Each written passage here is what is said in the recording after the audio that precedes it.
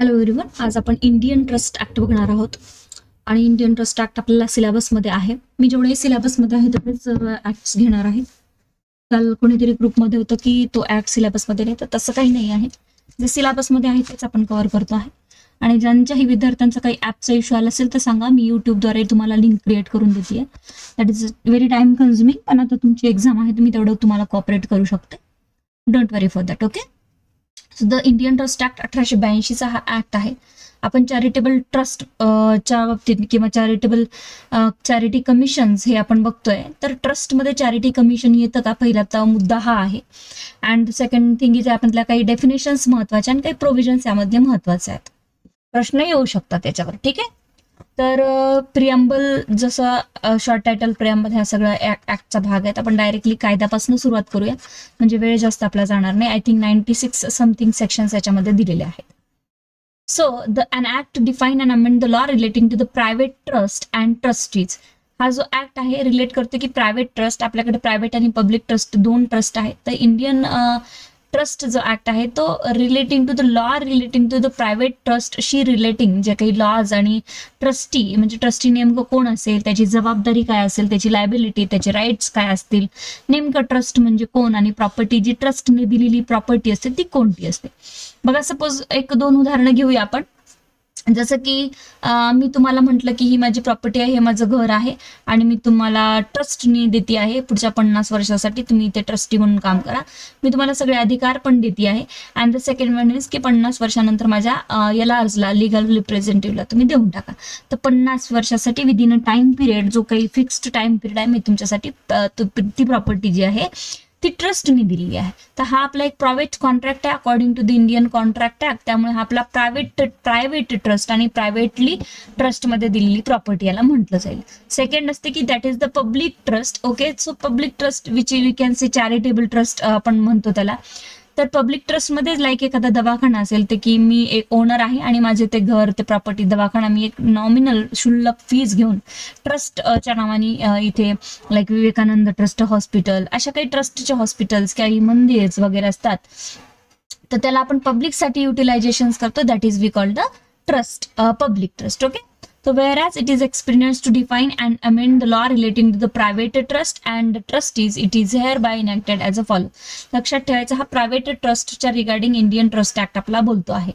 नंतर पब्लिक ट्रस्टच्या बाबतीत वेगवेगळे कायदे इथे बरं दिलेले आहेत. This act may be called the Indian trust act 1882. Commencement जी झालेली आहे, तर कमेन्समेंट डेट तुम्ही लक्षात ठेवू शकता की डे 1 मार्च 1882 मध्ये याची कमेन्समेंट झालेली आहे. त्यानंतर पुढे येऊया आपण. Local extent, it extend to the whole of India. Of course आता सगळीकडेच लागू होतो. शिवाय द अंदमान आणि निकोबार आयसलँडला लागू करायचं असेल तर इथे गव्हर्नमेंटला प्रॉपरली नोटिफिकेशन काढावं लागतं. दिस इज नॉट सो इम्पॉर्टंट, पण हा जो मुद्दा आहे की प्रायव्हेट ट्रस्टला लागू होतो फक्त, हे तुम्ही इथे कन्फर्म करून घ्या आणि प्रॉपरली लक्षात ठेवा. म्हणजे काय होईल की प्रश्न MCQ बनू शकतो इथनं आणि तुम्हाला याच्यावर अभ्यास करता येईल. सेव्हिंग्स वगैरे तुम्हाला इथे वाचायची गरज नाही, बट सेव्हिंग मधून एक MCQ इथे तयार होण्याची शक्यता आहे, जो की नेमका हा ऍक्ट कशाला लागू होतो, कोणत्या प्रकारच्या प्रॉपर्टीजला लागू होतो. तर इथे म्हटलं आहे की सेव्हिंग मध्ये nothing here in content affects the rule of Mohammedan law. कोणत्याही प्रकारच्या मोहम्मदन लॉच्या याच्यामध्ये जी प्रॉपर्टी येत असेल त्याला हा इंडियन ट्रस्ट ऍक्ट लागू होत नाही. त्यांना वक्फ आणि मोहम्मदन लॉचे सेपरेट लॉ आहे. त्यामुळे इथे कोणत्याही प्रकारे ट्रस्ट ऍक्ट मोहम्मदन लॉच्या अंतर्गत येणाऱ्या प्रॉपर्टीला लागू होत नाही. ठीक आहे. नॉट अप्लाइड जर असेल तर इथे लक्षात ठेवायचं, सेव्हिंग मध्ये मोहम्मदन लॉला ऍज टू द वक्फ प्रॉपर्टीज ज्या आहेत त्याला लागू होत नाही. Mutual relations, the members of the undivided family, joint family, undivided फॅमिलीमध्ये म्युच्युअली रिलेशनशिपमध्ये सपोज माझा भाऊ आहे किंवा तुमचा भाऊ आहे, भावाभावांमध्ये एकमेकांना ट्रस्टमध्ये प्रॉपर्टी दिली की ही प्रॉपर्टी 10 वर्षासाठी तू सांभाळ, तर इथे ट्रस्टचा कॉन्ट्रॅक्ट दोघांमध्ये होत नाही. Already trust is developed under the undivided family, आणि अनडिवायडेड फॅमिलीमध्ये करता असतो, त्याच्याच नावावरती प्रॉपर्टी असते. त्यामुळे अनडिवायडेड फॅमिली म्हणजे जॉईंट फॅमिलीच्या प्रॉपर्टीला ट्रस्ट ऍक्ट लागू होत नाही. पहिलं मोहम्मदन वक्तमध्ये येणारी प्रॉपर्टी, दुसरं joint family which is Hindu joint फॅमिलीला लागू होत नाही. We can say according to the undivided family as determined by any customary or personal law. कोणत्याही कस्टमरी आणि पर्सनल लॉनी त्या प्रॉपर्टीला जॉईंट फॅमिली म्हटलं असेल तर त्याला लागू होत नाही. Or applies to public or private religious or charitable endowments or to trust or distribute prizes taken in a war against the captors, and nothing in the second chapter of this applies to the trust created before the said day. Second chapter मध्ये जे दिलेले आहे तिथे काही dates दिले आहेत त्याच्यापासून लागू होईल. आणि प्रायव्हेट आणि पब्लिक ट्रस्ट असेल त्याच्यामध्ये it or applies to public और private religious or charitable endorsement, or to trust to distribute prizes taken in a war or the captors, यांनाही हे लागू होत नाही असं यांचं म्हणणं आहे. ठीक आहे. ऑर अप्लाइजचा अर्थ काही अप्लाइड नाही आहे इथे. Nothing here in content affects म्हटलंय त्याच्यामुळे हे सेव्हिंग मध्ये सांगतात की अप्लाय होत नाही या प्रॉपर्टीना. ते एवढा क्लॉज तुम्हाला प्रॉपरली लक्षात ठेवायचा आहे. एका एमसीक्यूचं नुकसान तुमचं होऊ नये इथून येऊ शकतो कदाचित. पहिले कमेन्समेंट डेट लक्षात ठेवायची, नंतर प्रायव्हेट ट्रस्ट, नंतर इथे लक्षात ठेवायचं. रिपील अँड इनॅक्टमेंट मध्ये जर गेलो तर the statute and the acts mention in the schedule hereto annexed shall to extend mention in the said schedule repealed. Okay, you can skip it. आपण सेक्शन 2 ला स्किप करू शकतो आणि पुढे जाऊ शकतो. इंटरप्रिटेशन क्लॉज मध्ये काही डेफिनेशन्स तुम्हाला दिल्या, त्यामध्ये ट्रस्टची डेफिनेशन आपण बघू शकतो की ट्रस्ट इज अन ऑब्लिगेशन. सगळ्यात महत्वाचे ट्रस्ट हे ऑब्लिगेशन आहे, तुमच्यावर एक ड्युटी लादण्यात येते आहे. जर तुम्ही मला ट्रस्ट अंतर्गत प्रॉपर्टी देतात की मॅडम ही प्रॉपर्टी तुम्ही तुमच्याकडे 10 वर्ष ट्रस्टच्या कॉन्ट्रॅक्ट अंतर्गत ठेवा, तर माझ्यावर एक बर्डन आले, ऑब्लिगेशन आले ती प्रॉपर्टी सांभाळण्याचं. Annex to the ownerships of the property, काय ओनरशिपला सांभाळायचं आहे मला, अनेक्स्चर करायचं तुमच्या ओनरशिपला, कोणत्याही प्रकारची त्याला बाधा येऊ द्यायची नाही. आणि arising out of the confidence reposed in any acceptance by the owner or declared and accepted by him for the benefit of another or another and owner. Definitely काही प्रॉपर्टीज असतात की दुसऱ्यांच्या बेनिफिटसाठी आणि ओनरच्या बेनिफिटसाठी तो वापरत असतो. तर this is the most important liability की what is the trust. Trust म्हणजे एक ऑब्लिगेशन, ड्युटी, एक विश्वासपात्र असणाऱ्या व्यक्तीवर आपण ती देत असतो. आपल्या ओनरशिपचं, प्रॉपर्टीचं त्याच्यावर बर्डन अनेक्स्ड करत असतो, कॉन्फिडन्स देत असतो, म्हणजे सगळे राईट्स त्याला देत असतो. अँड डिक्लेअर ऍक्सेप्टन्स, सगळ्यात महत्वाचं त्याच्याकडनं ऍक्सेप्टन्स घेणं गरजेचं आहे. आणि हे ट्रस्ट कोणाच्यासाठी वापरतोय आपण की benefits of other and owner. ठीक आहे. So author of the trust ही पण डेफिनेशन महत्वाची आहे. Trustee, beneficiary, trust property, beneficial interest and interest instrument of the trust, याच्यामध्ये 5-6 डेफिनेशन एकत्रच दिल्या. तर ऑथर ऑफ द ट्रस्ट पहिली जी डेफिनेशन आहे ते तुम्ही बघा इथे की author of the trust, the person who repose or declare the confidence is called the author of the trust. काय म्हटलं आहे, the person declares confidence is called the author of the trust. म्हणजे कॉन्फिडन्स डिक्लेअर करतोय तो. एक सूट याला आपण म्हणतो असेडिएटर किंवा सुटर असे शब्द आहेत काही. म्हणजे तो पर्सन हुज रिपोजेस और डिक्लेअर द कॉन्फिडन्स, की मी तुमच्यावर कॉन्फिडन्स डिक्लेअर करते की तर मी प्रॉपर्टी ऑथर आहे आणि प्रॉपर्टीचा ओनर असं पण म्हटलं जाऊ शकतो. ठीक आहे. तर the persons who accept the confidence is called the trustee. आता हे कॉन्फिडन्स देणारा, ठीक आहे की नाही, याला एक शब्द आहे आय थिंक सेडिएटर समथिंग म्हणतात, बट तो शब्द इथे पुढे दिला असेल कुठे, जनरल शब्द आहे तो. तर हा जो ऑथर ऑफ द ट्रस्ट आहे म्हणजे ट्रस्टनी प्रॉपर्टी देणारा. जर मी तुम्हाला ट्रस्टनी प्रॉपर्टी दिली तर मी ऑथर आहे, देणारा. ठीक आहे की नाही, ऑथर ऑफ द ट्रस्ट आहे. आणि ट्रस्टी कोण आहे मग, तर ट्रस्टी मी इथे कलर पेननी तुम्हाला करून दाखवते म्हणजे तुम्हाला ही PDF देईल तेव्हा लक्षात येईल की trustee mean that person, trustee means that person, the persons who accept the person who accept the confidence is called a trustee. मी तुम्हाला कॉन्फिडन्सनी प्रॉपर्टी देत आहे आणि त्याच कॉन्फिडन्सनी तुम्ही ऍक्सेप्ट करत आहे तर तुम्ही ट्रस्टी आहे. तिसरा जो आपला मुद्दा आहे दॅट इज बेनिफिशियरी. या डेफिनेशन खूप महत्वाचे, त्यामुळे लक्षात ठेवा, एक एक नोटिंग करून घ्या इथे. The persons for whose benefit of the confidence is accepted is called the beneficiary. आता इथे बेनिफिशियरी कोण आहे, जो कोणीही इथे कॉन्फिडन्स ऍक्सेप्ट करतोच आहे. ओके. आणि accept is called the beneficiary म्हणजे कोण, ओनर साठी बेनिफिट आहे. जर मी तुम्हाला प्रॉपर्टी ट्रस्टनी देत आहे तर त्याचा फायदा कुठे ना कुठे मला होत आहे. जर पब्लिक ट्रस्ट मध्ये प्रॉपर्टी असेल तर पब्लिकला फायदा होत आहे. तर जो कोणी ते बेनिफिशियल कॉन्फिडन्स मधून ऍक्सेप्ट करतो तो बेनिफिशियरी असतो. सेकंड आहे आपली डेफिनेशन ट्रस्ट प्रॉपर्टी. आता ट्रस्ट प्रॉपर्टी काय, जी प्रॉपर्टी ट्रस्ट मध्ये दिलेली आहे ती. The subject matter of the trust is called the subject trust property. अजून एक ट्रस्ट मनी म्हणून आपल्याकडे कन्सेप्ट आहे. You can see here that's trust money. The beneficiary interest of the beneficiary is his right against the trust. हे बघा, subject matter of the trust called trust property और trust money, दोन्हीही याला एकच यांनी सांगितलं आहे. And the beneficial interest, last जी डेफिनेशन आहे तुमची त्याच्यामध्ये म्हटलं की जो इंटरेस्ट आहे, बेनिफिशियल इंटरेस्ट आहे, beneficiary is his right against the trustee as a owner of the trust property. Against the right म्हणजेच काय, परत बेनिफिशियरी कोण आहे, ते बेनिफिशियल इंटरेस्ट ओनर, ठीक आहे की नाही, की आणि त्याला राईट आहे अगेन्स्ट ट्रस्टच्या की जे काही माझ्या प्रॉपर्टीमधनं मला बेनिफिट मिळत आहे तू ते दे मला. ओके. अँड इन्स्ट्रुमेंट म्हणजे जो काही तुम्ही करार केलेला आहे ट्रस्टचा कॉन्ट्रॅक्ट, त्याला आपण इथे ट्रस्ट इन्स्ट्रुमेंट असं म्हणतो, इन्स्ट्रुमेंट ऑफ दी ट्रस्ट. ही डेफिनेशन मी जेवढं हे एवढं रंगीत तुम्हाला करून दिलं आहे कारण की त्याचं महत्वच ते आहे, खूप इम्पॉर्टंट आहे.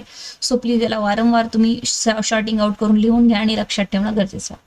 सेकंड डेफिनेशन आपली, Breach of the trust, a breach of any duty imposed on the trustee as such by any law for the time being in force is called a breach of trust. सगळ्यात मोठं की मी जर तुम्हाला काही ट्रस्टनी property देत असेल तर तुमच्यावर काही ड्युटीज लायबिलिटीज आहे आणि तुम्ही ज्या ड्युटीज लायबिलिटीज अकॉर्डिंग टू आपण इन्स्ट्रुमेंट तयार केलं होतं, कॉन्ट्रॅक्ट केला होता ट्रस्टचा, त्यानुसार जर ब्रीच केला असेल तर तुम्हाला ब्रीच ऑफ ट्रस्ट म्हणण्यात येईल की या ट्रस्टीने माझा ब्रीच केलाय. This is very simple definition. Register आणि नोटीस या दोन्ही कॉमन डेफिनेशन आहे. तुम्ही रजिस्टर करून घेऊ शकता डॉक्युमेंट तुमचं ट्रस्टचं, no problem. And in this act unless there something repugnant in subject or context, register means register under the law. तर रजिस्ट्रेशन ऍक्ट अंतर्गत किंवा तुमचे जे काही कस्टमरी लॉज आहे त्याच्या अंतर्गत तुम्ही हे जे इन्स्ट्रुमेंट ऑफ द ट्रस्ट आहे, काय इन्स्ट्रुमेंट ऑफ द ट्रस्ट आहे, इन्स्ट्रुमेंट्स ऑफ ट्रस्ट, हे तुम्हाला काय करून घ्यायचं आहे, रजिस्टर करून घ्यायचं आहे. तरच त्याला पुढे चालून तुम्हाला कोर्टात मान्यता मिळेल. नोटीस म्हणजे काय की according to the transfer of प्रॉपर्टीमध्ये नोटीसची डेफिनेशन दिली आहे. तर नोटीस म्हणजे कोणत्याही प्रकारे, नोटीस म्हणजे माहिती असणे, ऍक्च्युअली नोज द फॅक्ट. तुम्ही नोटीसची डेफिनेशन टीपीच्या लेक्चरमधूनही बघू शकता. तर एन्क्वायरी निग्लिजन्स केलं तर तो भाग वेगळा, की म्हणजे जर एखादा व्यक्ती म्हणत असेल की 50 वर्षच माझ्याकडे ट्रस्टनी प्रॉपर्टी मी तुम्हाला दिली होती, पण तुम्ही 50 वर्ष एक्सपायर होऊन गेल्यानंतर ही ट्रस्टची प्रॉपर्टी वापस द्यायला तयार नाही, मग कोर्ट म्हणेल की तुम्ही म्हणाल कोर्टात मध्ये की मला नोटीसच नाही आली सर, पण नोटीस तुम्हाला होती बिकॉज ऍक्च्युअल डेट तुम्हाला माहिती होती, तर you have already notice. Okay. बाकी कॉन्ट्रॅक्ट ऍक्टनुसार सगळे कॉन्ट्रॅक्ट होतील असं यांनी सांगितलं. Chapter second of the creation of the trust. आता हे ट्रस्ट जे आहे ते क्रिएट कशी होते ते आपल्याला सगळ्यात महत्वाचं बघायचं. ट्रस्ट एखादी बनते कशी, ट्रस्टचं क्रिएशन कसं होतं. लॉफुल पर्पज, सगळ्यात आधी तर ट्रस्टचा पर्पज तुम्हाला माहिती असला पाहिजे की मी एखादी ट्रस्ट काढत आहे, मला एखादी प्रॉपर्टी कोणाला तरी ट्रस्टनी द्यायची, प्रायव्हेट असेल तर, किंवा मी एखादी पब्लिक ट्रस्ट उभारत आहे, तर सगळ्यात महत्वाचं आहे की ट्रस्ट जे आहे ते एक्झॅक्टली उभारायचं कसं, त्याचं क्रिएशन कसं करायचं हे दिले सेकंड चॅप्टरमध्ये. कधी कधी असे प्रश्न विचारू शकतात की creation of the trust given in which chapter of the Indian trust act 1882, तर सेकंड चॅप्टरमध्ये दिलेला आहे. A trust may be created for any lawful purpose. सगळ्यात आधी तुमचा पर्पज लॉफुल असला पाहिजे, कायद्याने त्याला मान्यता असली पाहिजे. उगीच ड्रग्ससाठी प्रॉपर्टी ट्रस्टनी दिली, that is not lawful purpose, ठीक आहे की नाही. तर तुमचा लॉफुल पर्पज असला पाहिजे, कारण तुम्हाला याच्यात कॉन्ट्रॅक्ट पण बनवायचा आहे आणि कॉन्ट्रॅक्ट बनतच नाही जर लॉफुल पर्पज नसला, यू नो दॅट. सगळ्यात महत्वाचा ingredient lawful purpose. The purpose of the trust is lawful unless it is forbidden by law. Again contract दिलाय की कायद्याने त्याला मान्यता असलीच पाहिजे. Is a such of nature that is permitted it would be defeat the provisions of any law. कोणत्याही कायद्याचं इथे ब्रीच करू नये किंवा डिफीट करू नये प्रोव्हिजन, एखाद्या कायद्याचं प्रोव्हिजन डिफीट होऊ नये, कॉन्स्टिट्यूशनचं व्हायोलेशन होऊ नये, कॉन्ट्रॅक्ट अंतर्गत व्हायोलेशन, कोणत्याही कायद्याने फ्रॉडुलंट नसायला पाहिजे, involves or implies injury to the person. तुमच्या ट्रस्टमुळे कोणत्याही दुसऱ्या पर्सनला इंजुरी, त्याच्या प्रॉपर्टीला, रेप्युटेशनला, स्टेटसला व्हायला नको. The court regard it's immoral oppose to the public policy. कोणत्याही कोर्टाने त्याला इमॉरल ट्रस्ट आणि पब्लिक पॉलिसीच्या अगेन्स्ट जाणारी ट्रस्ट डिक्लेअर करायला नको. This is very very important point की तुम्ही हे 4-5 पॉईंट लक्षात द्या की what is the lawful purpose under the Indian trust act according to the section 4. तर तुम्हाला लॉफुल पर्पज हे 4-5 जस्ट जनरल पर्पज आहे ते लक्षात ठेवायचे आहे. Every trust of which the purpose is unlawful is void, and where a trust is created for the two purposes of which one is lawful and the other unlawful and the two purposes cannot be separated, the whole trust is void. Suppose जर तुम्ही म्हणाल की trust ची property me trust मध्ये देतो आहे, काही प्रकारे ती प्रॉपर्टी ड्रग्स साठी यूज करायची, तर काही प्रकारे ती प्रॉपर्टी हॉस्पिटल मध्ये यूज करायची, तर दॅट इज द टोटल ट्रस्टचा कॉन्ट्रॅक्ट आहे तुमचा व्हॉइड आहे, हे प्रश्न येण्याची शक्यता आहे. म्हणजे पार्टली लॉफुल आणि पार्टली अनलॉफुल चालणार नाही, ट्रस्ट पूर्ण तुमची व्हॉइड होऊन जाईल. In this section the expression law includes where the trust property is immovable and situate in a foregoing country the law of the such a country. जर immovable property असेल ट्रस्टमध्ये तर तुम्ही त्या त्या कंट्रीच्या लॉने ट्रस्ट कॉन्ट्रॅक्ट करू शकता. ठीक आहे. So this is very interesting. Sorry. Trust of the immovable property. Trust of the immovable property आपल्याकडे जर तुम्ही बघितलं की आता तुम्हाला हा जस्ट बेसिक एमसीक्यू येऊ शकतो याच्यातनं की ट्रस्ट इमूव्हेबल प्रॉपर्टीच होतं का किंवा ट्रस्ट मूव्हेबल प्रॉपर्टीचं होतं का. तर इंडियन ट्रस्ट ऍक्ट सांगतो बोथ. ट्रस्ट तुम्ही क्रिएशन करू शकता even immovable property even a movable property. No trust in relations to the immovable property is valid unless declared by a non-testamentary instrument in a writing signed by the author of the trust or the trustee and registered or by the will of the author of the trust of the trustee. सगळ्यात महत्त्वाचं आहे की non testamentary instrument. आपल्याकडे दोन प्रकारचे instrument आहेत, testamentary and non testamentary. Testamentary instrument म्हणजे असा व्यक्ती की जो काहीतरी करून मरून गेलेला आहे, आता तो लिव्हिंग पर्सन नाही आहे, जिवंत नाही आहे, बट इथे डिक्लेअर्ड नसलं पाहिजे, इथे नॉन टेस्टामेंटरी इन्स्ट्रुमेंटनी झालेलं नसलं पाहिजे.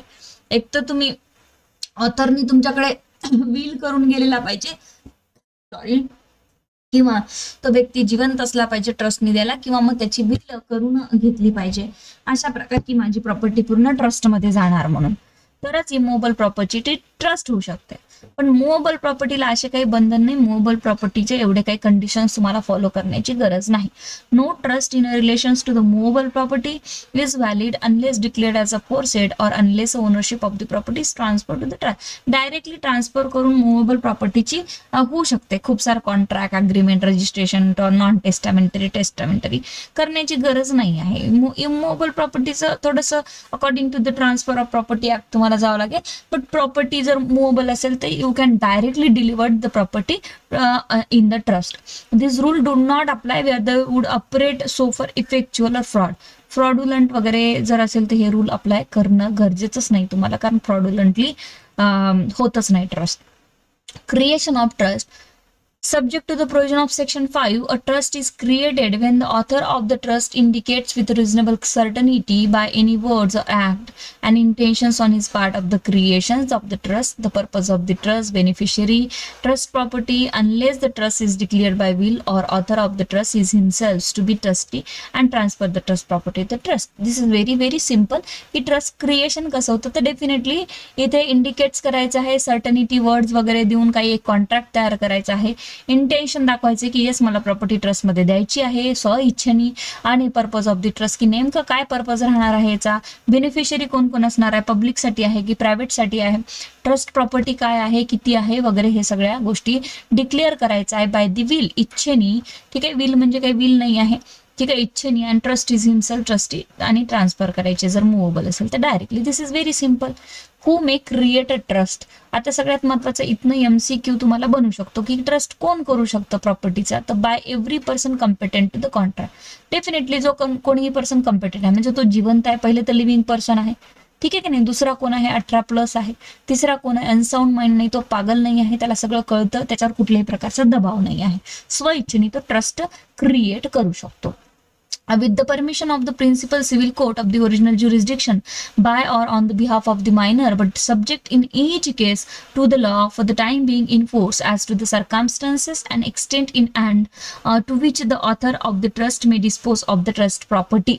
तर सगळ्यात महत्त्वाचं इथे सांगितलं आहे की जर इथे मायनर एखादा मायनर व्यक्ती ट्रस्ट करू शकतो का, ट्रस्ट क्रिएट करेल का, डेफिनेटली करू शकतो. According to the Indian contract act त्या व्यक्तीला काय करावं लागेल की प्रिन्सिपल सिव्हिल कोर्ट जे आहे तुमचं, permission of the principal civil court लक्षात घ्या, इथे ही मी हायलाइट करून देते. जिथे जिथे एमसीक्यूज येतील तिथे तिथे मी हायलाइट करते, आणि खूप डेप्थ मध्ये आपल्याला जायचं नाही आहे, कारण की आपल्याला ट्रस्ट ऍक्ट जो आहे तो एकाच परीक्षेसाठी आणि याच्यातनं 2 फक्त प्रश्न येण्याची शक्यता आहे. तर जर तुम्ही मायनर असाल तर तुमच्या बिहाफवर कोणीही कम्पेटेंट पर्सन असेल तुमचा, जो कोणी फॅमिली मेंबर किंवा कोणताही पर्सन, तर इथे तो सिव्हिल कोर्ट ओरिजिनल ज्युरिस्डिक्शन त्या ज्युरिस्डिक्शन मध्ये येत असेल तर प्रिन्सिपल सिव्हिल कोर्ट इथे काय करेल, त्याची परमिशन घेऊन with the permission of the court तुम्ही ट्रस्ट स्थापन करू शकता upon on the name of the minor on the behalf of the minor. Subject of the trust, the subject matter of the trust must be property transferred to the beneficiary. तर property पाहिजेच, ठीक आहे, property असल्याशिवाय trust होऊ शकत नाही, वाऱ्यावर trust होणार नाही.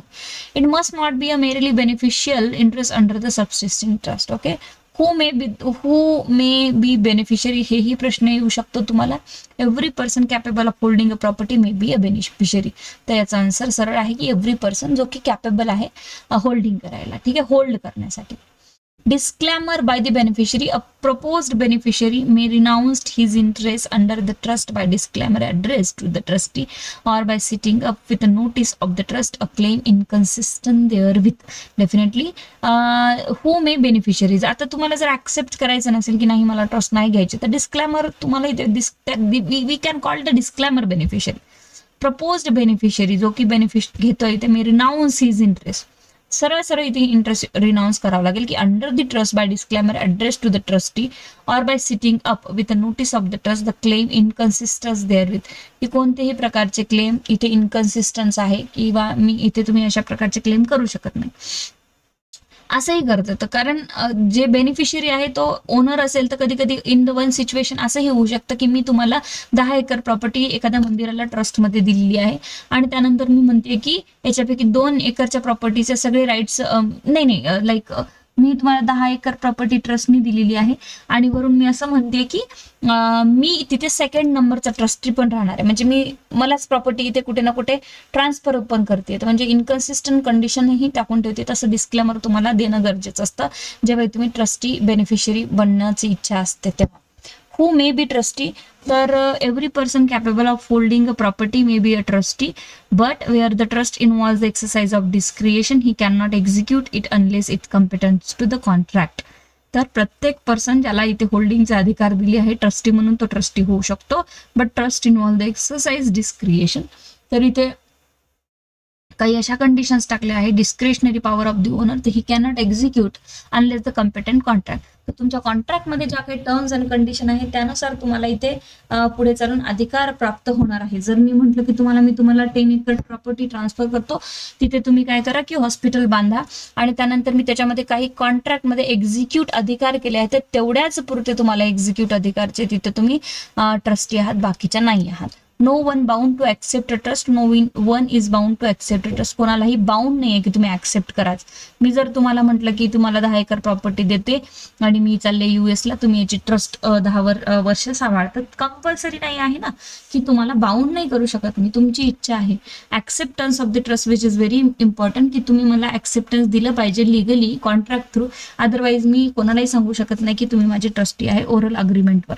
अ trust is accepted by any words or act of the trustee indicating with the reasonable certainty such acceptance. Okay, very short but sweet मध्ये मी तुम्हाला सांगण्याचा प्रयत्न करते आहे, कारण एक्झाम जवळ आहे आणि सिलेबस खूप आहे ऑब्विसली, आणि जेवढं आत्ता आपल्याला एक्झामच्या दृष्टिकोनातनं कामाला आहे तेवढं तर मी डेफिनेटली कव्हर करते आहे. आणि तुमच्या कन्सेप्ट क्लिअर झाल्यानंतर तुम्हाला 1 ते 2 वेळा याच्यावर ही PDF जी आहे ॲज इट इज मी तुम्हाला सेव्ह करून देईल, तर तिथे नोटिंग करून तितकं वाचलं तरी तुम्हाला ते येऊन जाणार आहे. खूप जास्त सिलेबस असल्यावर आपल्याला अशाच प्रकारचा अभ्यास करावा लागतो. आपण CRPC IPC CPC असं जर अभ्यास करतो म्हटलं तर जमणार नाही, कारण वरवरचे प्रश्न येतात, खूप खोलमध्ये जाऊन काही इथून प्रश्न येत नाही. Disclaimer of the trust, again त्याच्यामध्ये ट्रस्टमध्ये काय डिस्क्लेमर तुम्ही देऊ शकता ते तुम्ही प्रॉपर्टीच्या रिगार्डिंग देऊ शकता. चॅप्टर 3 मध्ये येऊया की of the duties and liabilities of the trustees. Definitely property ट्रस्टनी तुम्ही दिलेली आहे, तर तिथे आता ट्रस्टी राहणार आहे. ट्रस्टी तो ऑक्युपंट असणार आहे, ट्रस्टी तिथे तुमचा सगळं करता धरता आहे, ठीक आहे, सर्व आपण ज्याला म्हणतो. तर मग त्याच्या काही ड्युटीज आणि लायबिलिटीज पण आहेत, त्याचे काही राईट्स पण आहेत. तर चॅप्टर 3 जो आहे तो ट्रस्टीच्या ड्युटीज अँड लायबिलिटी बद्दल बोलतोय.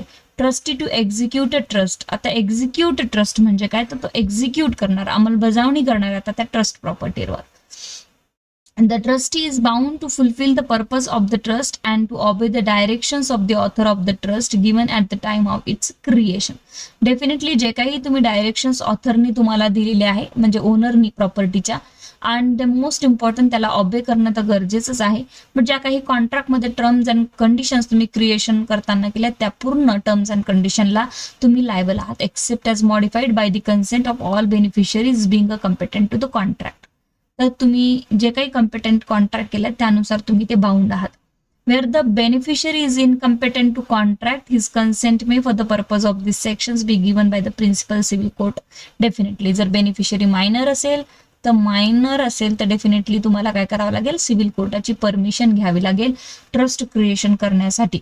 Nothing in this section shall be deemed to require a trustee to obey any directions when to do so would be impracticable, illegal or manifest injuries of the beneficiary. कोणत्याही प्रकारे तुम्ही bound किंवा liable नाही आहात as a trustee जर तुम्हाला कोणत्याही इम्प्रॅक्टिकेबल किंवा इलिगल किंवा अशा काही इंजुरियस कामं करायला सांगितली तर तुम्ही म्हणाल की मी अशी इलिगल काम करायला बाउंड नाही आहे. तुम्ही प्रॉपर्टीचे ट्रस्टी आहात पण लिगल कॉन्ट्रॅक्ट नुसार ज्या काही कंडिशन फॉलो करण्याला लिगली एंटायटल आहात तेवढ्यालाच आहात. तर तुम्ही माझे ट्रस्टी आहात जा आणि त्याला गोळी मारून या किंवा इथे ड्रग्सचा व्यवहार सुरू करा असे इलिगल काम करायला तुम्ही बाउंड नाही आहात.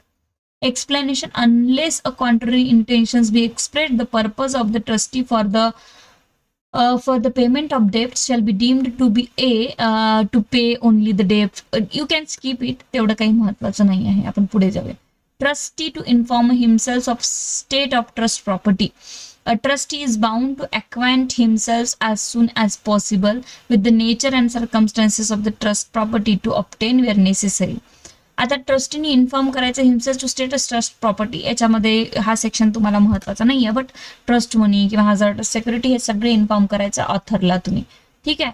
त्यानंतर ट्रस्ट टू प्रोटेक्ट टायटल और ट्रस्ट प्रॉपर्टी. डेफिनेटली तुम्ही जर ट्रस्टी आहात तर तुम्ही ट्रस्टीच्या लायबिलिटी आहे ही की तुम्ही ट्रस्टच्या टायटलला प्रोटेक्ट करायचं आहे. टायटलला प्रोटेक्ट करणे म्हणजे काय, टायटल मीन्स काय, ownership.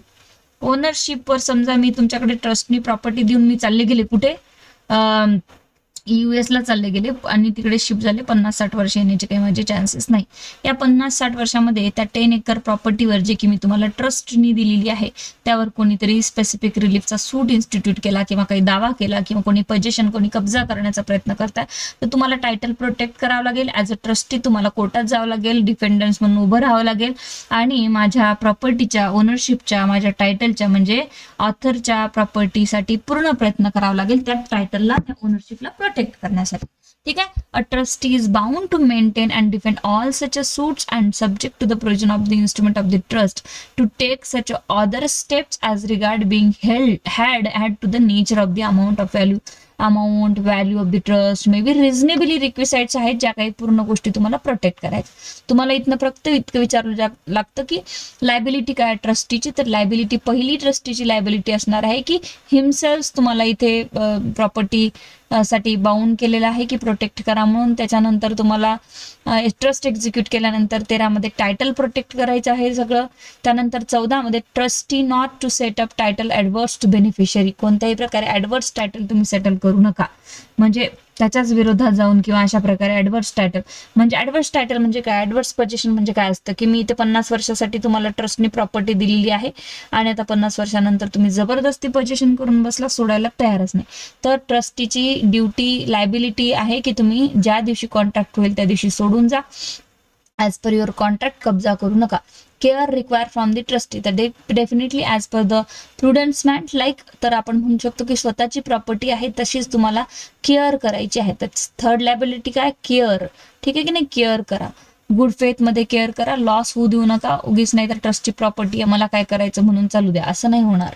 कन्व्हर्शन्स of the perishable property, जर प्रॉपर्टी सपोज मी 50 वर्षासाठी US ला निघून गेले, प्रॉपर्टी मुव्हेबल आहे किंवा इमुव्हेबल आहे आणि आता ती खराब होत चालली तर त्याला प्रोटेक्ट करणे किंवा पेरिशेबल प्रॉपर्टी असेल तर त्याची विल्हेवाट लावून त्याला चांगल्या पद्धतीत इमिजिएटली प्रॉफिटेबल कॅरेक्टर म्हणजे विकणे, त्याचा पैसा जमा करून ठेवणे, वॉटेवर, पण त्याचं रिव्हर्शनरी म्हणजे इंटरेस्ट काय असेल ते बघा. त्याला खराब होऊन जाऊ देऊ नका जर तुमची प्रॉपर्टी नसेल ट्रस्टची असेल तरी. ट्रस्ट टू बी इम्पार्शियल, तर कुठल्याही प्रकारे ट्रस्टी जो आहे तो इम्पार्शियल असला पाहिजे. जणू काही स्वतःचीच प्रॉपर्टी आहे त्यांनी अशा पद्धतीमध्ये ते प्रॉपर्टी वापरली पाहिजे. Where there are more beneficiaries than one, the trustee is bound to be impartial and must not execute the trust for the advantages of one at the expenses of another. Where the trustee has a discretionary power, nothing in this section shall be deemed to authorise the court to control the exercise reasonably and in good faith for the such discretion. Definitely successive trustee असेल इथे तर तुम्हाला पहिली गोष्ट आहे की impartial राहणं आहे, तुम्हाला कोणत्याही पार्शियलिटी करणं नाही आहे. बट इथे उदाहरण दिले तेच मी सांगते की A, B आणि C ला मी ट्रस्ट प्रॉपर्टी दिलेली आहे 50 वर्षासाठी दिघांमध्ये. तर तुमच्याकडे 10 वर्ष राहणार, तुमच्याकडे 20 वर्ष, तुमच्याकडे 10 वर्ष, अशा प्रकारे दिली असेल किंवा सायमल्टेनियसली किंवा कंबाईनली दिली असेल, पण एक ट्रस्टी नाही ठेवलाय, 5-6 ट्रस्टी ठेवले. तर तुमचं 10 वर्ष झालं म्हणजे आता 9 वर्ष झालं, चला आता फोडून टाका प्रॉपर्टी, मला काही घेणं देणं नाही, असं इम्पार्शियालिटी करायचं नाही आहे. प्रॉपरली सगळ्यांनी प्रॉपर्टी हाताळायची. ट्रस्टी टू प्रिव्हेंट वेस्ट, कोणत्याही प्रकारचे वेस्ट नाही जाऊ द्यायचे. दिस इज नॉर्मल ड्युटीज आहे. अकाउंट्स अँड इन्फॉर्मेशन, सगळे अकाउंट्स इन्फॉर्मेशन प्रॉपरली क्लिअर ठेवायचे आहे, ॲक्युरेट ठेवायचे आहे, रिझनेबल टाइम मध्ये ते बेनिफिशियरी पर्यंत पोहोचवायचे. Investment of the trust money काय आहे? 20 investment of the trust money, where the trust property consist of money and can not be implied immediately or at early date to the purpose of the trustee shall, subject to directions contained in the instrument of trust, invest the money in any of the securities or class of the securities expressly official gazette नुसार गव्हर्नमेंटच्या. इथं म्हटलं की जो trust मनी आहे त्याची properly investment करा. म्हणजे आज जर 50 लाखाचा फायदा तुम्हाला झाला ट्रस्टमध्ये, तर ते तसाच नका ठेवू, त्याला इन्व्हेस्टमेंट करून त्याच्यावरचे जे काही अमाऊंट आहे ते वाढवा, शेअरमध्ये गुंतवा. अशा प्रकारचे जे आहेत ते सगळे कर्तव्य ट्रस्टीचे आहेत. मग according to the security contract act वगैरे तुम्हाला ते इन्व्हेस्टमेंट करायची आहे on the behalf of the trust, कारण तुम्हाला ट्रस्ट वाढवायची आहे. Power to purchase a redeemable stock at the premium, कोणत्याही प्रकारे रिडीमेबल तुम्हाला स्टॉक परचेस करणं गरजेचं आहे. रिडीमेबल मीन्स जे की रिडीम करून घेणार आहेत तुम्ही, त्या प्रकारे म्हणू शकतो आपण. ठीक आहे.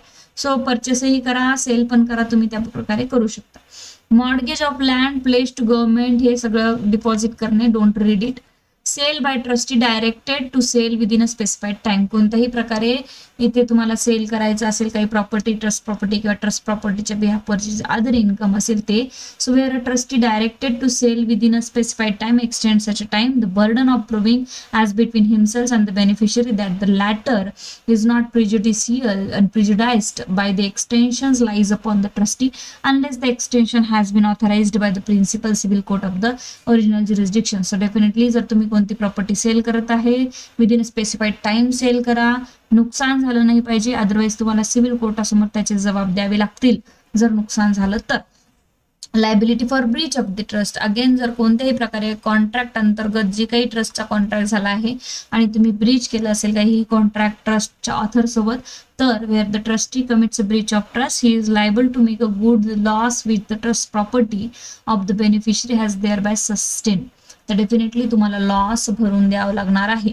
And unless the beneficiary has a fraud induced the trustee to commit a breach, the beneficiary is being competent to the contract, he has himself without coercion, undue influence असेल, कोणत्याही प्रकारे तुमच्यावर दाबदबाव नसेल, तुम्ही स्वतः केलं असेल, तर डेफिनेटली तुम्ही लॉसला लायबल आहात. ठीक आहे. A trustee committing a breach of trust is not liable to pay interest except in the following cases. पण तुम्ही कशासाठी लायबल आहात? ऍक्च्युअल जे तुम्ही इंटरेस्ट रिसिव्ह केला आहे, where he has actually received interest, त्यासाठीच तुम्ही लायबल आहात, दुसऱ्या कोणत्याही गोष्टीसाठी नाही. Where the breach consist in unreasonable delay in paying a trust money to the beneficiary. Unreasonable delay, reasonable delay असेल तर ठीक आहे बाबा, की कोरोना लागला, अशी सिच्युएशन होती, मी काय करणार, तर ठीक आहे. बट अनरिझनेबल, तुमच्याकडे काही रिझनच नाही कोर्टाला सांगायला, तर तुम्हाला मग ते पैसे भरणे आहे. Where the trustee ought to have received interest but has not done so, तर त्या प्रकारे ही जर तुम्ही इंटरेस्ट रिसिव्ह करायला होतात पण तुम्ही नाही केला, so where he has may fairly presumes to have received the interest, अशा प्रकारे तुम्ही इथे लायबल आहात. तर अकॉर्डिंग टू द कॉन्ट्रॅक्ट जर तुम्ही ह्या सगळ्या गोष्टी नाही केल्या, तर तुम्हाला 6% पर ॲनम म्हणजे पर वर्षी इंटरेस्ट लागू शकतो त्या अमाऊंटवर, according to the transfer of property. ठीक आहे. Where the breach consist in a failure in to invest trust money, okay, and to accumulate the interest or dividends thereon, he is liable to account for compound interest with the half year rest. Okay, so you can skip it, काही गरज नाही याची compound interest वगैरे इथे. ठीक आहे. त्यानंतर पुढे या no set off allowed to trustee. Set off, कोणत्याही प्रकारे सेट ऑफ अलाउड नाही असं म्हणता येते. A trustee who is liable for a loss occasioned by a breach of trustee in a respect of one portion of the trust property can not set off against his liability again which has accrued to another portions of the trust property through another and distinct breach of the trust. कोणत्याही प्रकारे जो trust असतो तो इथे liable नाही आहे.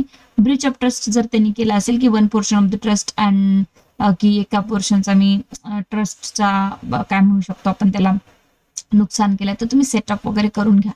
असं setup वगैरे करता येत नाही, बिकॉज तुम्हाला ट्रस्टने प्रॉपर्टी दिली आहे तर तुम्ही त्याला प्रॉपर्टी यूज करायला पाहिजे होती. ओके, सो सेटअप तुम्ही सीपीसी मधून बघू शकता. No liability for a predecessors default. पहिले कोणी ट्रस्टी असेल आणि तो काही डिफॉल्ट करून गेला आणि तुम्ही आता नवीन ट्रस्टी ठेवला, त्या नवीन ट्रस्टीची कोणत्याही प्रकारे लायबिलिटी लागत नाही. नो लायबिलिटी हे लक्षात ठेवायचं, ठीक आहे. नॉन लायबिलिटी फॉर द को ट्रस्टीज डिफॉल्ट. तर कोणताही को ट्रस्टी आहे, ए आणि बी को ट्रस्टी आहे आणि याने काही डिफॉल्ट केला आहे, पैशाचा घोळ किंवा वॉट एव्हर, तर हा लायबल नाही. ठीक आहे. So this is very simple, फक्त लक्षात ठेवायचं आहे generally. Joining in the receipts for the conformity, you can skip it. Now several liabilities of the co-trustees. Several liability आहे का co-trusteeची, तर डेफिनेटली several liability असेल जर कॉन्ट्रॅक्ट मध्ये तसं मेन्शन केलं असेल तर. Non liability of trustee paying without notice of the transfer by beneficiary. Non liability of trustee paying without notice transfer of the beneficiary. So जो कोणत्याही प्रकारे विदाउट नोटीस तुम्ही कोणत्याही काही पे केलं तर तुम्ही लायबल असू शकता, बट जर लॉस झाला तर अदरवाईज नाही. हे महत्वाचे नाही आहे, ठीक आहे.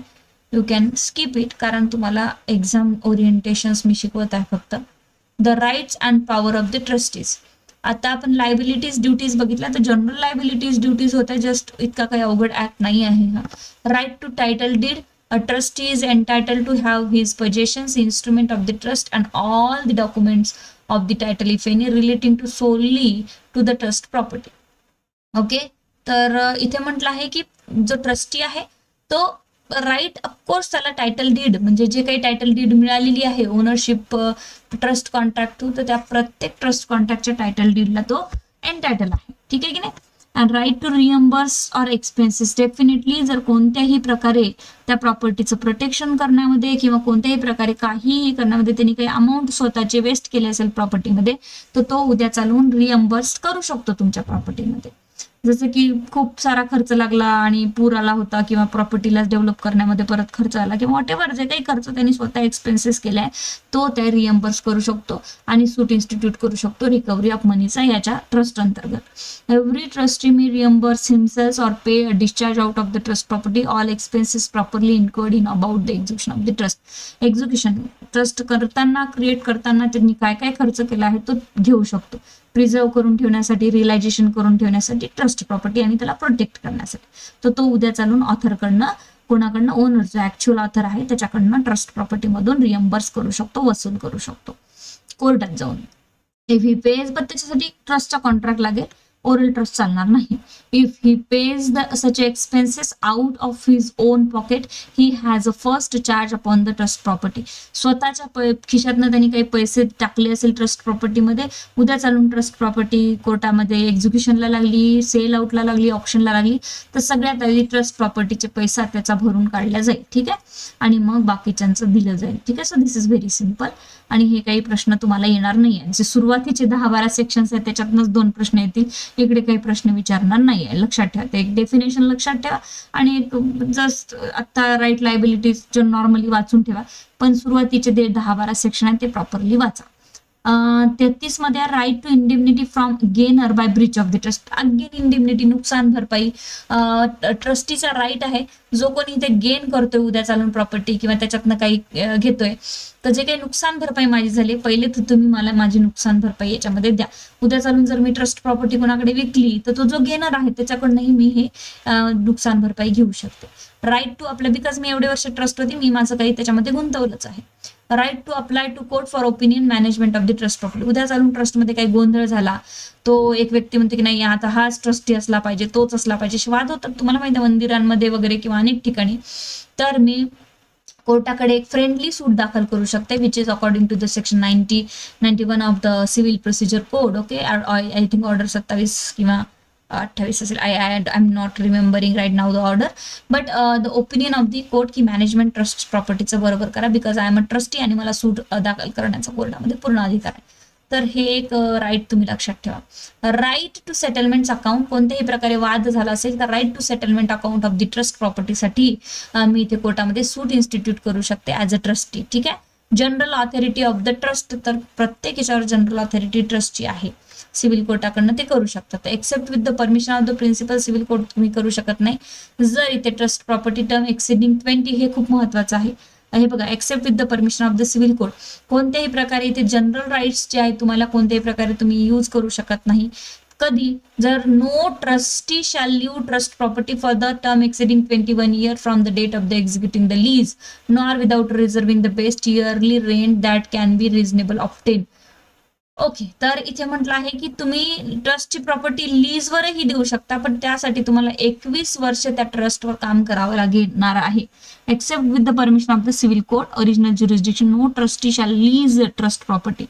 जर मी तुम्हाला ट्रस्ट प्रॉपर्टी 50-60 वर्षासाठी दिली, 90 वर्षासाठी दिली, परमनंट ट्रस्ट तुम्हाला मी दिली, तर उद्या चालून जर तुम्ही ट्रस्टी म्हणून 21 वर्ष काम केलं, किती वर्ष तिथे 21 वर्ष, तर उद्या चालून ती तुम्हाला on the behalf of mine, ओनरच्या बिहाफवर तुम्हाला मला विचारण्याची पण गरज नाही. 21 वर्षानंतर तुम्ही ती प्रॉपर्टी लीजही करू शकता दुसऱ्याला. कळलं? 21 वर्षाचे लिमिटेशन्स आहेत, सगळे राईट्स तुम्हाला येऊन जातात. Power to sell in a lots, तुम्ही सेल वगैरे ऑप्शन्स वगैरे करू शकता, ते प्रायव्हेट असेल तर. Power to sell under special conditions, okay, तर रिसेल वगैरे करणे. Time to allowed selling trust property, तर इथे ठीक आहे, काही महत्वाचं नाही आहे. Power to convey, power to vary investment, कोणाला कन्वे करायची असेल प्रॉपर्टी, इन्व्हेस्टमेंटमध्ये काही चेंजेस करायचे, सगळे ट्रस्टीचे राईट आहे.